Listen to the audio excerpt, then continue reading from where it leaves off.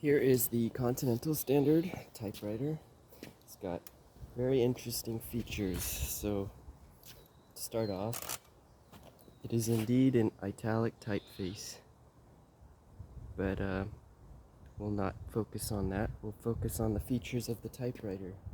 So, I guess the first interesting thing to note is the left-hand carriage release lever, and it looks like a return lever, but it actually pushes down to release.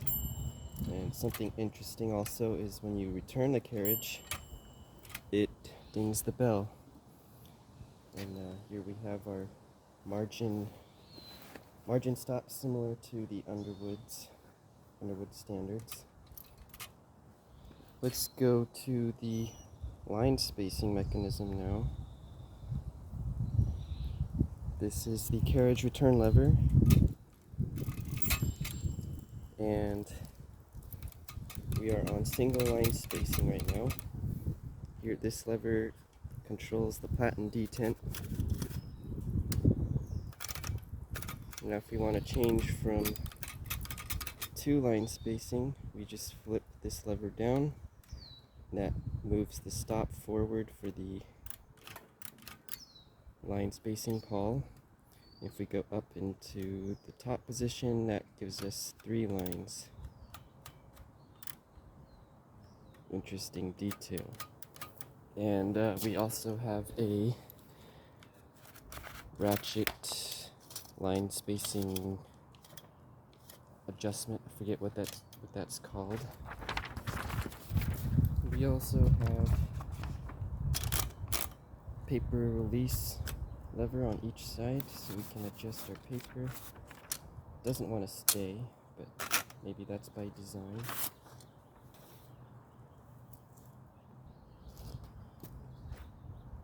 Moving on to the side of the machine.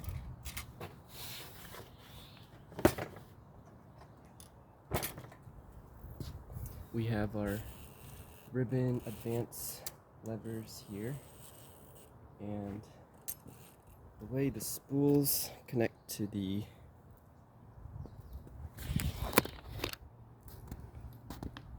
spool shafts is by some kind of friction fit thing, which I am missing, so I'm able to put in like a toothpick or something to get it to sit right. We also have these levers here to control the little spool tension things. Here we have a lever for the carriage shifted shift lock. It's got a nice action to it. Here we have our margin release. When we get to the end of the line, ding, line lock, release. No line lock at the end. Carriage return, ding. Let's move around to the back here. Here we have a mainspring tension adjustment. We have to remove that screw to tighten or loosen it. Got a lovely serial number display and a lovely badge where this machine was manufactured. Here we have the decal sticker for the place that this machine was likely sold at and serviced, and we can see the remnants of patent numbers in different countries: USA, Russia, Italy.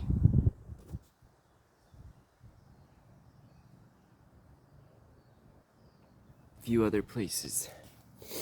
Then this rack back here is the tab rack.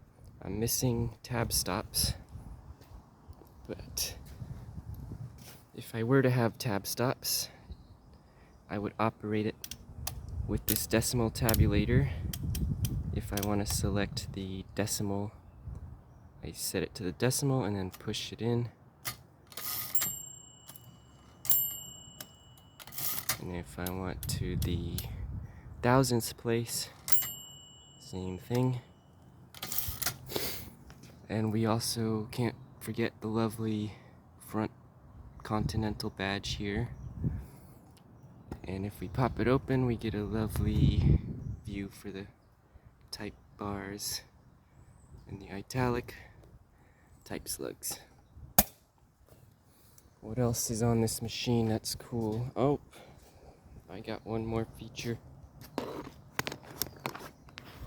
This machine is equipped with a very handy quick release platen. Both platen knobs unscrew, just like so.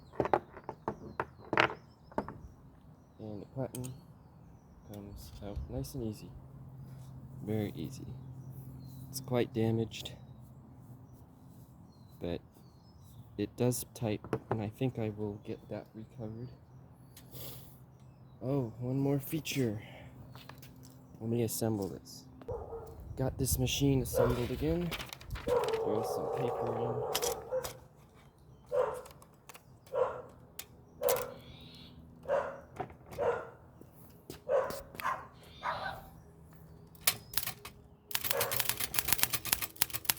So we want to switch to red ribbon. How do we do that?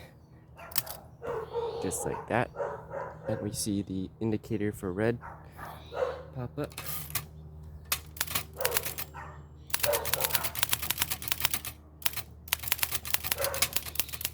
Now is the time to type in red. Just like that.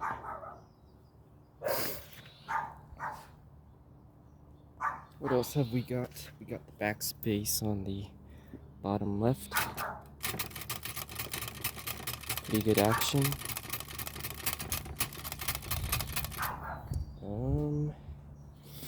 What else have we got? I think that's it. There is one interesting feature in the back that I am unfamiliar with, which I suspect to be the stencil setting. If I, well, first of all, that space, that's a key strike.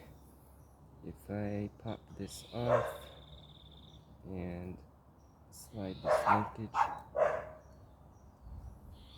up and over to this side and hook it up again,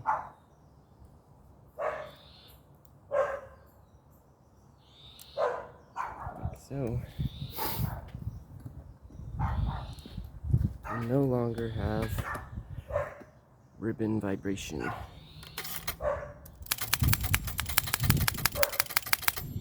So I think that's the stencil.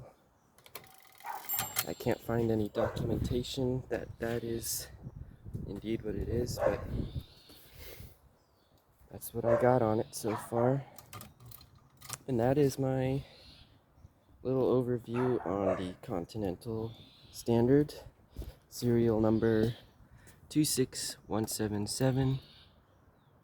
And according to the Typewriter database, this machine dates to 1909. Pretty good age for what it is. Here we set it back to the ribbon non-stencil.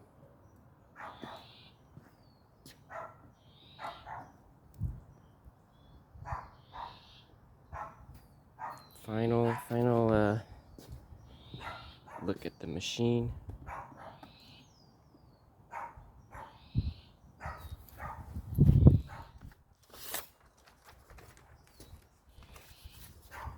One last look at the back.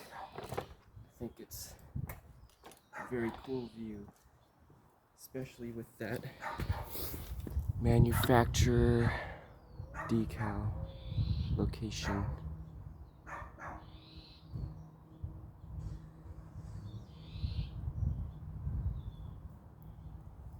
Good stuff. That's the Continental Standard.